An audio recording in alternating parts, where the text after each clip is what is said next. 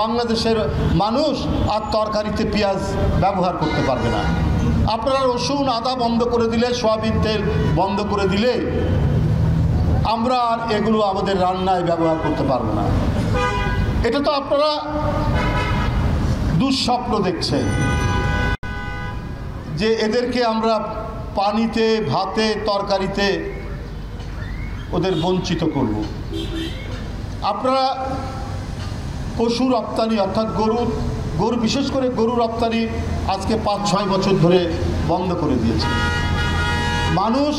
বাংলাদেশের মানুষ বাড়িতে বাড়িতে, গ্রামে গ্রামে তারা গরুর খামার, ছাগলের খামার গড়ে তুলে এক কোরবানি ঈদেই 1,20,00,000 গবাদি পশু জবাই হয়, সেইটার ব্যবস্থা করেছে। এবং প্রতি বছর সাধারণ মানুষের মাংসের যে প্রয়োজন হয় সেটারও এদেশের মানুষ ব্যবস্থা করেছে।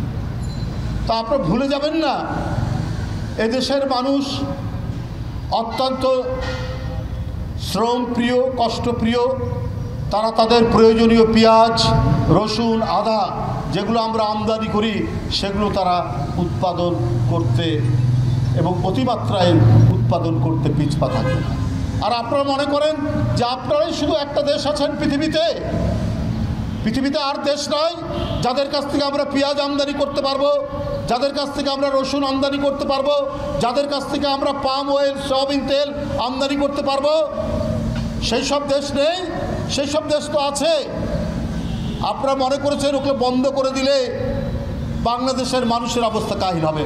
অবস্থা কাহিল হচ্ছে আপনাদের নিউ মার্কেটের সব কোনো দোকান চলে না, আপনাদের কলকাতার হোটেলগুলো বন্ধ হয়ে গেছে, আপনাদের মার্কেটগুলো বন্ধ হওয়ার উপক্রম। কিন্তু বাংলাদেশের মানুষই তারা কলকাতায় গিয়ে, ভারতে গিয়ে ডলার খরচ করে তারা সেখানে কেনাকাটা করত, চিকিৎসা করত। হাসপাতাল আর চলবে না। বাংলাদেশের মানুষ ডলার খরচ করে সেখানে চিকিৎসা করাতো, আর হয়তো একটু ট্যুরিজম হতো। আপনারা বন্ধ করে দিয়ে মনে করেছেন বাংলাদেশের মানুষ বোধহয় এতে অস্থির হয়ে যাবে। বাংলাদেশের মানুষ আনন্দিত। আপনাদের চাইতে বাংলাদেশ যে একটি দেশ, এই দেশের আয়তন এবং লোক সংখ্যা অনুযায়ী আমাদের অনেক মেডিকেল কলেজ আছে, আমাদের অনেক হাসপাতাল আছে। আপনারা কিসের অহংকার করেন? মানুষ যেত, একটু চিকিৎসাও করালাম, আবার একটু ঘুরে টুরেও দেখলাম। প্রয়োজন হলে থাইল্যান্ড যাবে, মালয়েশিয়া যাবে, ইন্দোনেশিয়া যাবে, অন্য দেশে যাবে।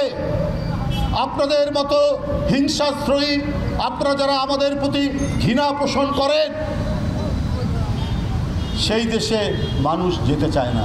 কারণ এরা রক্তমূল্য দিয়ে স্বাধীনতা কেনা এই জাতিকে আপনি বঞ্চিত করে, এই জাতিকে আপনি ভয় দেখিয়ে